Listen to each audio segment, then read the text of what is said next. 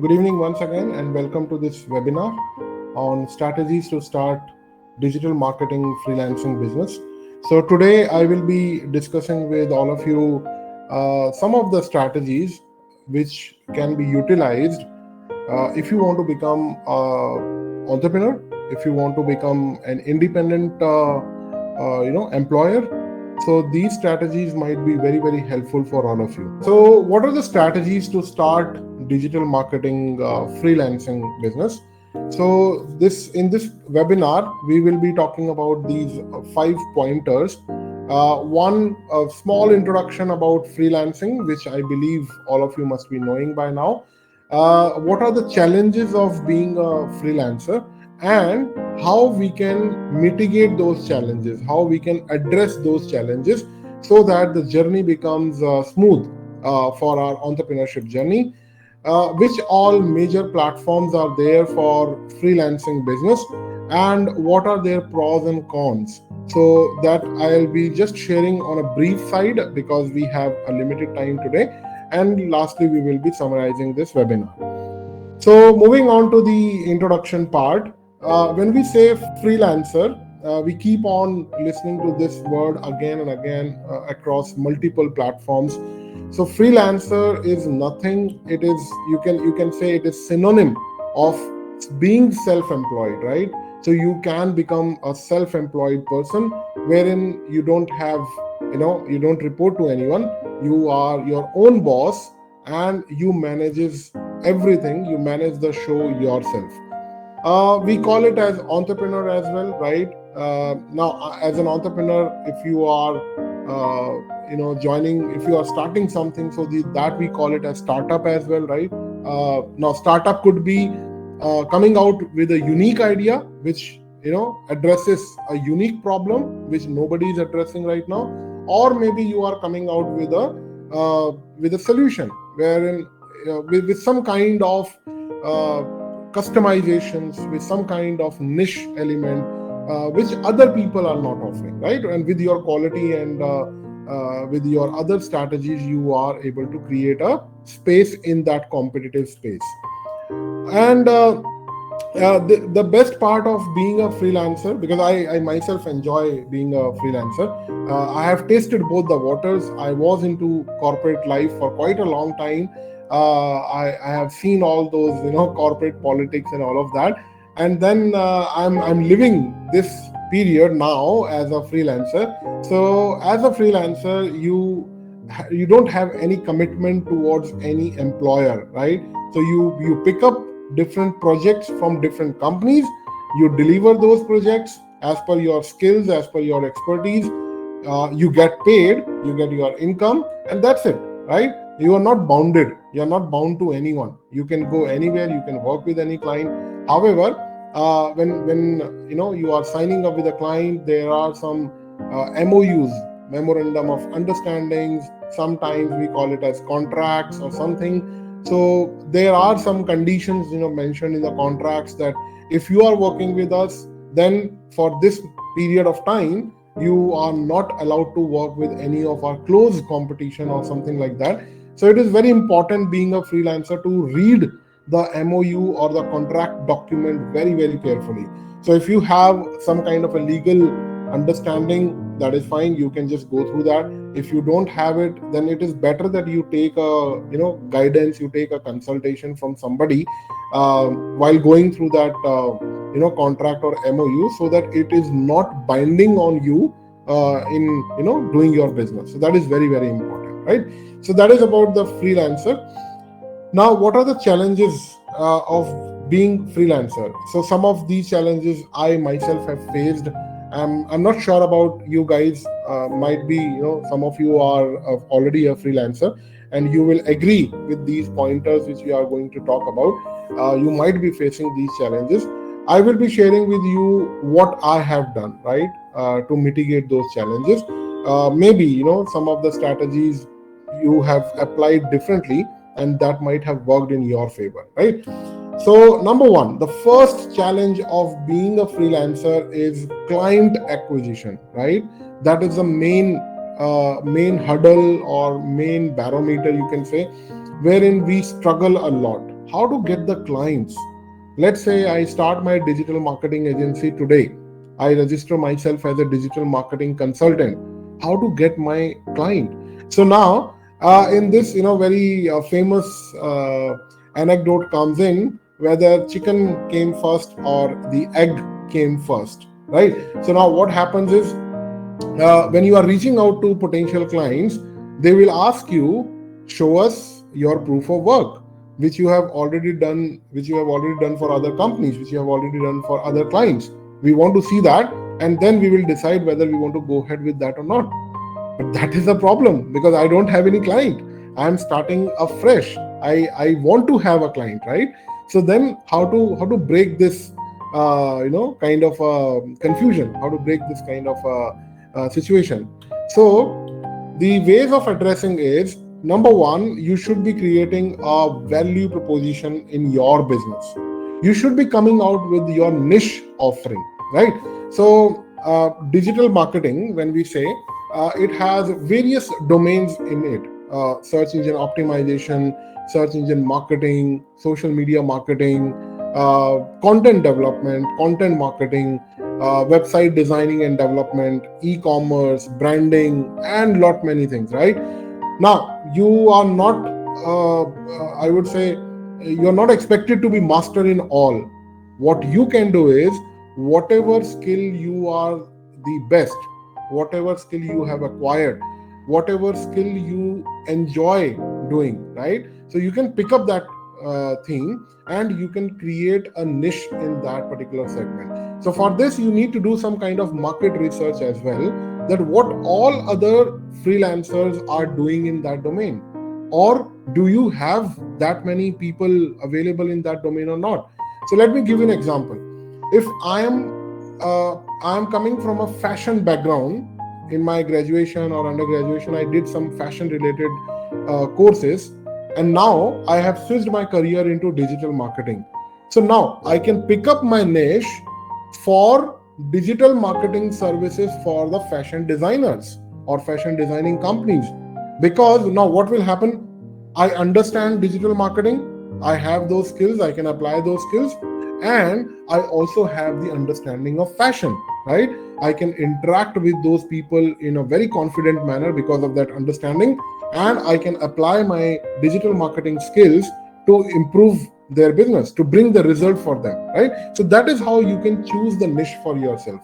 So ask yourself what expertise you have apart from digital marketing, and then try to create a niche for yourself after conducting a market research, right? So just visit those freelancing platforms, try to identify how many freelancers are available in that particular domain, how many digital marketing companies are available in that particular domain, and likewise. And then you can pick up you can start developing a niche for yourself. Number two, networking plays a very important and very crucial role. Now, this is the biggest downfall of being a freelancer. See, when you are a part of a corporate, when you are into corporate ecosystem, you go to office daily, you meet a lot of people, because going to the office daily is your a necessity. You have to go there to get your salary. And then when you meet different people, you develop yourself. But when you start yourself as a freelancer, maybe you are working in a co-working space, or maybe you are working from your home or some other environment wherein you are not interacting with people, and that is somehow which is a limiting factor. If you don't meet people, then how you are going to bring the business, right? So networking is very, very important. For that, what you can do is, there are lot many events and conferences which are being organized by various industry bodies like CII, FICCI, NASCOM, and many more. So make sure that you are attending those events and conferences, and just don't focus on that tea and coffee and that lunch, or the beverages they are offering. Most of the people, they go to those conferences only for that part. Just focus on meeting more people, getting their visiting cards. That should be your focus. Try to get as many visiting cards as possible from those conferences and events, and that's how you develop your networking. Because see, you will agree with me, digital marketing is something which is required, which is a necessity for every business today. All the businesses need that, right? So nobody can say that, I don't need digital marketing. So when you collect those visiting cards, then probably you can start sending them your proposals, right? That we met at that event, we met that at conference, and I am doing this and that, and this is my proposal. So that increases your chances of getting your clients. And third, your effective marketing. So you have to brand yourself. Today I am brand Deepak S. Verma, right? That is a brand. Now if I just take my name over there, people know me that okay, he is a person in digital marketing, right? So that's how you have to develop your brand XYZ, brand ABC, and you have to market your brand yourself, right? Before marketing other company, before marketing your client, market yourself. When you market yourself properly via LinkedIn, maybe you have set up a company, you can run your Google ads, you can run your Facebook ads, and that's how you can increase the visibility for your business so that people will start coming to you, right? Okay, second one. This is you can say this kind of a issue is very much prevalent, very important, and highly neglected: struggling with the work-life balance. Now here what happens is, and this is my personal story, right? When I was in my corporate life, so I knew I have those Saturdays and Sundays available with me because of bank holiday or something like that, and I can enjoy that part with my family.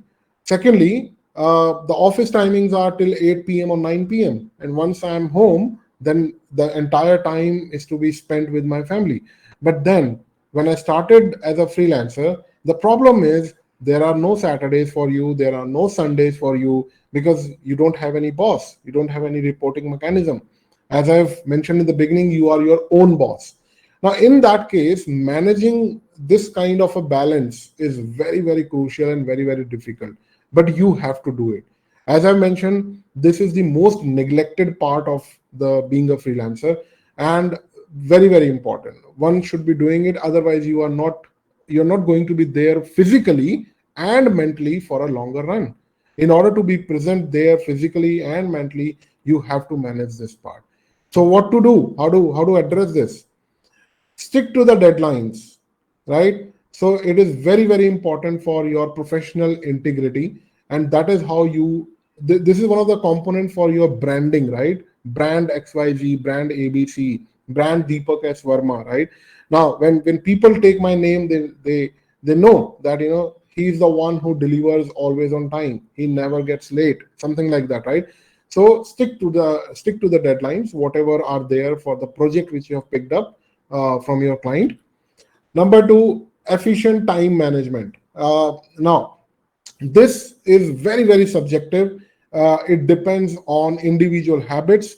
I'll give you my example. So I start my day early. I wake up at 6 a.m. in the morning. After taking bath and all of that, I start my office at nearly 8 a.m. in the morning, and then I wind up at nearly 8:39 p.m. in the night, right? And then rest of the time I spend with my family, with my kid, whatever. And in the meanwhile, in the meantime, I do some kind of stretching, some kind of exercises, and all of that. So that is important. Now this is my schedule. You can work out your schedule. Maybe you are not an early riser, right? Or this kind of a problem happens when you acquire US client or some other time zone client, right? You have a client sitting in Canada, you have a client sitting in US. Now you have to work according to their time zone. So now when you are working with US or Canada time zone, then you have to adjust your timing in the Indian time zone, right? So you identify when you are going to sleep, when you are going to wake up, do some kind of exercises, have healthy food, try to have healthy, inculcate those healthy habits, no smoking, no drinking, and that's how you can manage your healthy work life balance. Yeah, this was the point which I was talking about. Following a healthy routine, it is very, very important.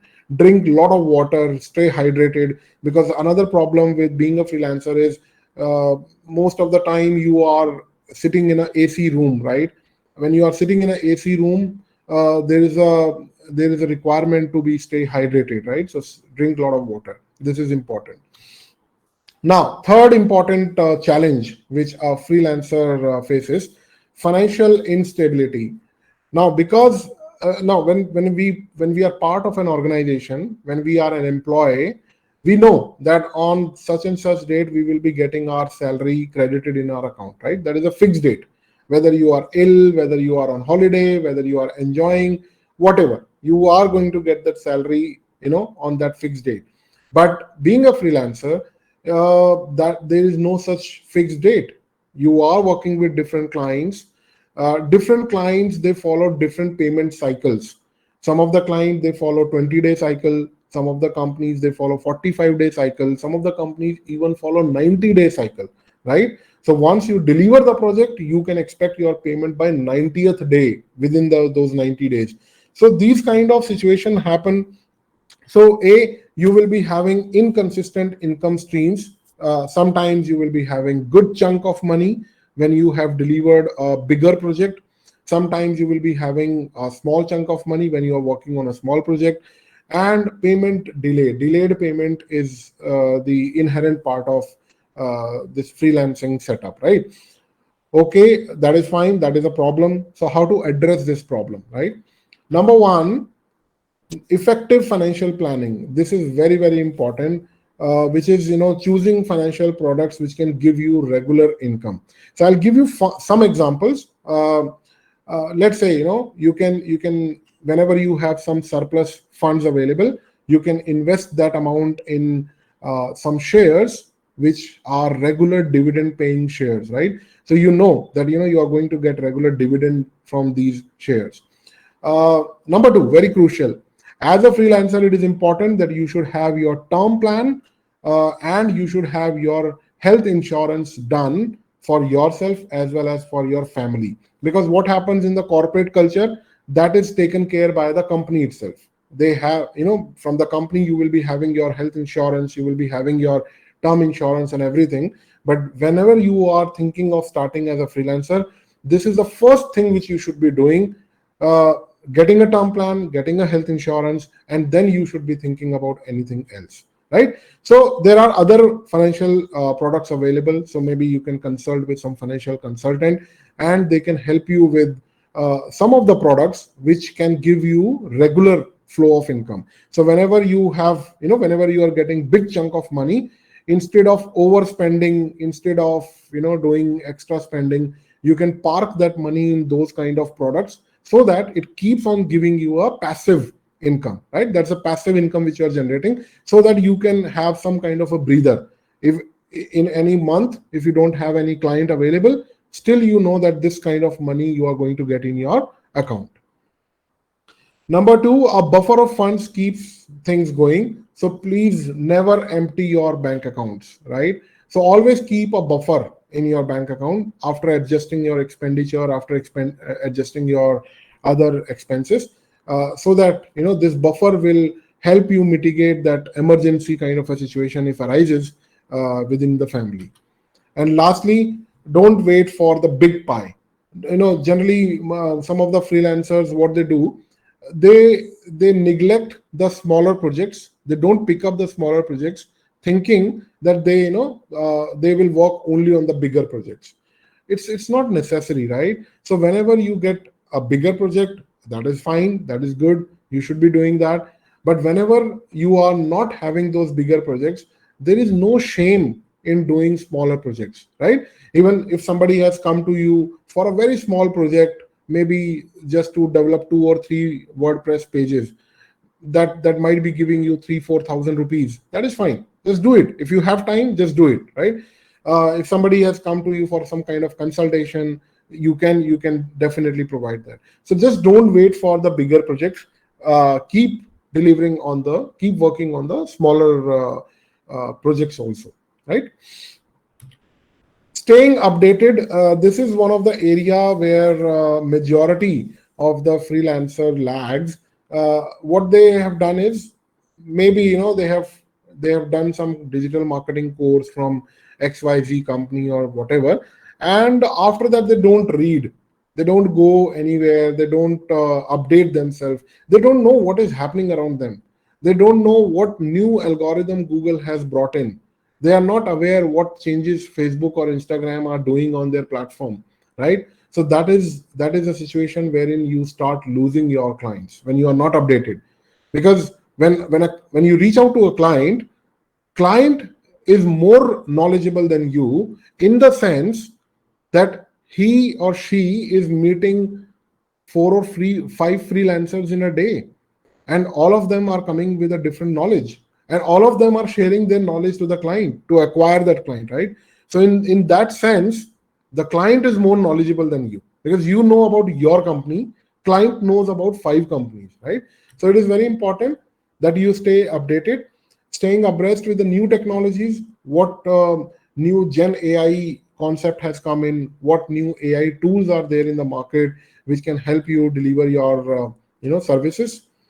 What are the new platform regulations being incorporated, how it is impacting your existing or current the upcoming clients. For example, search engine optimization, if Google has changed some guidelines, automatically the ranking of the website will drop. Facebook or Instagram, if they have done something to their platform, then the ad campaign will be limited, the visibility will be limited. So you should be very much updated with all these platform regulations. And then managing the time, again, this is coming here, because this is another challenge wherein people say that I don't get time to read. That's just a myth, I would say. That is something which you are telling yourself, that you are not getting time. Everyone is getting 24 hours. It's how you manage the time, right? So how to stay updated, what are the best practices of being staying updated? Number one, subscribe to the newsletters. So there are some quality and famous newsletters available, such as Search Engine Journal, one of the best, which I follow myself. Unbounce, Neil Patel, these are industry standards, you can say. When you subscribe to these newsletters, whenever any platform regulations are coming in, when Google or Facebook are changing algorithm, they notify you, that this change has been incorporated. You just need 5 minutes in a day, that's it. You will be getting these notifications in your mailbox. Take out that 5 minutes, just go through that, what change they have brought in. So this will be very, very helpful when you are discussing it with your client. So client will be very happy when they see that yes, you are a knowledgeable one, you know what is happening around the industry, right? So number one, you can subscribe to these newsletters. These are absolutely free of cost. Number two, webinars and conferences. So the previous one which I have mentioned for the networking, now this you can use for both, right? Now when you attend these webinar and conferences, like you are attending today's webinar, so this help you stay updated. This will tell you what is happening around you. Number two, you can do your networking if it is a physical conference, right? So you can go to some physical conferences, physical webinars, sorry, not physical webinars, but physical conferences at least, so that you can do your networking as well as you can stay updated, right? Number three, upskilling. Now, this you can pick up on the generalized courses. Maybe you have done a digital marketing course by paying a hefty fees 2 years down the line, 3 years down the line. But then there are some platforms like Google, Udemy, Coursera, HubSpot Academy. They provide free courses. These are very generalized courses. These are for everyone. So the I follow this rule. The rule of thumb is every 2 year, or that's more, every 6 months you should be adding at least one certificate in your profile every 6 months, right? So keep on visiting these platforms, try to find out the important skill which you might be lacking, which where you find a lot of challenges. You can do these free certification and you will be getting a certificate for this. This another advantage of this will be you can add it to your profile, and that increases your credential, your credibility, that yes, he or she is a certified consultant, certified freelancer, right? So that you can do. Then upskilling on the specific courses. Now these are paid courses, of course, which are run by various edtech companies, and now some of the IITs and IIMs, they also run these kind of courses, like executive programs for leadership, executive program for digital strategy, digital transformation. These are very specific courses. These are paid one, so you have to take out some time. You have to commit some money also, and then you can do these kind of courses. So this you can do. The rule of thumb is every 2 year or 3 year you should be doing a course like this, right? These are again small courses, 3 months or 4 months duration courses, and they are definitely help you, number one, staying updated, and number two, increases your credibility.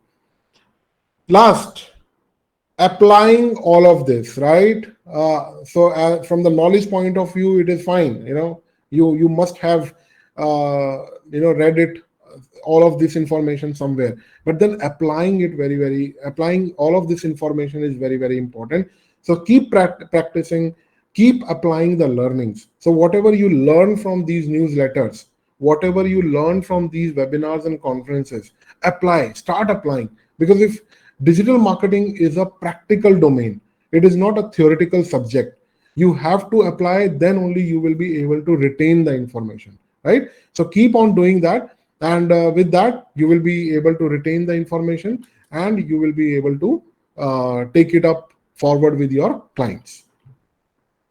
Now, those were the challenges, a very brief one, and how to address those challenges. Now, moving ahead to what are the main leading freelancing platforms available, and what are their pros and cons, right? So let's look at that. Number one is Upwork. All of you must have heard about it. So what are the pros when you work with Upwork? It provides you wide variety of job categories and projects. Wide variety as in both in the quantum size also, smaller project, bigger projects, and in the domain wise also, for SEO, for content development, for paid marketing, for lead generation, right? So you can pick up any of the job category which is as per your skill set, which is as per your expertise. There is a cost flexibility on Upwork. So there are different slabs available for setting the commission, and based on your quantum, based on your volume of work which you are doing, Upwork keep on adjusting this kind of a commission structure. Therein you will find an opportunity to build reputation through profile and reviews. So when you deliver any project to any of the client, they will give you ratings, they will write reviews about you, and that is one of the biggest contributor towards getting new client. When a new client comes to Upwork for finding a freelancer, they definitely read those ratings and reviews, how other people have marked this person or this company in terms of their professionalism and in terms of their expertise. So this help you over there. Having said that, what are the cons of working on Upwork? It is highly competitive because now the word is spread out.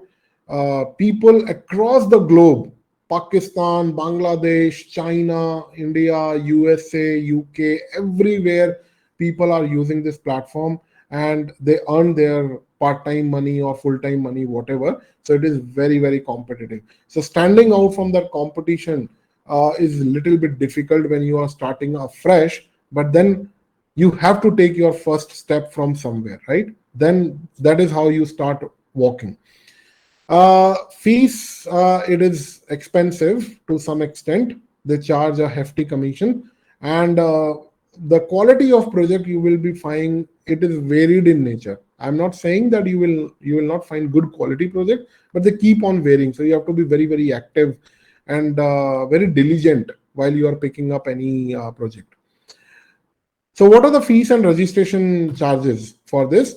So Upwork charges you a service fee of 5 to 20%. This varies, right? 5 to 20% based on the quantum, based on the volume. So if you are coming up with a less volume, less work, they will charge you up to 20%. If you are giving them big volume, right, chunk of volume, then they might be charging you a 5% kind of a commission. So this is flexible, that keep on changing. Service fees is whatever project you pick up. Let's say, I picked up a project for doing search engine optimization, and for that I'm charging, let's say in Indian rupees, 50,000 rupees a month, right? So from that 50,000 rupees, they will retain this 20% commission, which is 10,000 rupees, and I will be getting 40,000 in my pocket. So whenever you are mentioning, whenever you are quoting your price on this platform to the client, keep this commission in mind, right? Because they are going to deduct it. There is a connect fees of $0.15 per connect. Per connect means that Upwork enables you to connect with the probable clients who are actively looking for freelancers, and for this they will separately charge $0.15 from your account, right? So that is how Upwork works. Number two, freelancer. Again, this is a very famous one. So the pros of working on freelancer is, again, you will find diverse job categories and projects. So generally, pros and cons of Upwork and freelancer are more or less the same because they are highly competitive platforms. Freelancer is more preferred globally. But in the recent time, because of some wrong people, the people on freelancer platform, they don't find freelancers from India to be credible because of some misdoings by other people, right? So that is where, if you are looking for international project, you might not get success on freelancer, but you definitely can think about going to the Upwork platform. It is a beginner friendly platform. This is the best part. So if you are starting a new journey today, then this is one platform wherein you can begin. Upwork is a little bit complicated, right? Okay.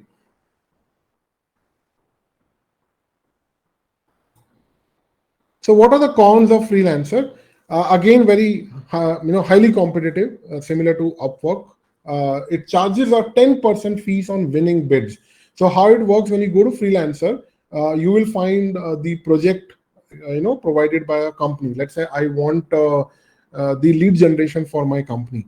So I have put up a project requirement, and then as a freelancer, you have to place your bid. So all the people, all the registered freelancers over there, they put up their bids that, okay, I will charge this much amount. Okay, I will charge this much amount. And then whosoever wins the bid, they will get the project, right? Now that is decided by the client, that to whom they want to give the project. So that's not in your control. What is there in your control is that your profile should be complete, your profile should be detailed, you should have good reviews and ratings from the past clients, and your bid should be very, very competitive. If you are coming up with a very low bid, the project people, they might find to be fishy, that why, when all the other people are charging this much amount, why they are charging this much of less amount, right? So it should not be that less, and it should not be that high that they are not able to think about it. So they charge a 10% fees on that winning bid, flat. Varying quality of project, again, you will find on freelancer. So you have to dig out and you have to follow your due diligence. So fees and registration follows is 10% of the project value straight. And if somebody is working on an hourly basis, so 10% of the freelancer's hourly rate for hourly project. So there are some hourly project also, like content development, graphic designing, and all of that, wherein you quote your hourly price that, okay, I will charge 5,000 rupees an hour, right? So for that, they will charge 10% from that. So 500 rupees they will keep, and you will get 4,500 in your account. So whenever you are quoting those pricing to your clients, it is important that you are keeping this thing in your mind, right? Because they are going to deduct it after the quote which you have given. From that, they are going to deduct the price, right? Third important one is Fiverr. Again, the leading one, giving a strong competition to Upwork and Freelancer. So the pros of Fiverr are, it offers a fixed price gig for specific services. So you can pick up some specific services, and it is having a fixed price, right? So whenever somebody is coming for giving outsourcing the project, they can directly pick up that particular service, because that's a fixed price service. Affordable entry point, it is comparatively cheaper than other platforms, suitable for creative professionals. So Fiverr is generally preferred by graphic designers, animators, those who are into animation and graphic designing and all of that. Generally, talking. Otherwise, you can still think about it. Cons are, it has a limited scope for higher priced projects. So that is a con. You will not find bigger project. You will find small projects over here. So like in the previous slide, I was talking about it. Don't just focus on the bigger projects. You can start picking the smaller project also. So what strategy I can follow? I can create my account on all these platforms, Upwork, Freelancer, and Fiverr. So whenever I am having bigger projects, I can search it on Upwork and Freelancer. And whenever I don't have any work to do, I can go to Fiverr and I can pick up the small projects to fill up those gaps. It charges a 20% fees on winning bids from the freelancer. Lack the depth of the complex project. So it is for the beginners and very smaller kind of a project. So you can see straight away they charge a 20% fees on the commission. So it is very, very expensive in that manner, right? So guys, these are the leading platform, Upwork, Freelancer, and Fiverr. Some of the other platforms are TopTel. You can explore it. You can just look at the commission they are charging. You can just have an overview what kind of projects are there on that platform. Guru is another platform which is giving a good competition to Fiverr and other platforms. So that can be considered. People per hour, this is for the hourly projects, right? Like for content development, for data entry projects, for graphic designing. So there we generally charge on the hourly basis. 99 designs, again, it is for the graphical and the creative kind of work. So if you are into that domain, you are good with Canva, Adobe Illustrator, Adobe XD, right? Filmora. So you can think about creating your account on 99 designs. And flex jobs, right? So these are some of the leading platforms which you can consider for your freelancing journey. Okay, so Richard Branson, I hope you know who this gentleman is. So he says, business opportunities are like buses. There's always another one coming, right? So don't get disheartened. Freelancing is not the easy step. It is a very difficult one, at least in the beginning, right? Because in the beginning, you have to establish yourself, you have to start getting your clients. And if you're not getting your clients, sometimes you find it to be irritable. You have to manage your finances also. You have to take care of your family also. So many things. So before jumping into freelancing, please make sure that you have taken care of the other things. Like I've mentioned, you have insured yourself for term plan, you have insured yourself and your family for health insurance, right? So that at least, if any of these situation arises, you are not dependent on anyone. And then you can start, exploring the freelancing waters, right? So guys, in today's webinar, we talked about different challenges which a freelancer faces and what are the different ways of addressing those challenges. I've shared with you some of the personal ways which I have already followed and which I am already following, which you might try at your end. And then again, as I mentioned, some of these are very, very subjective.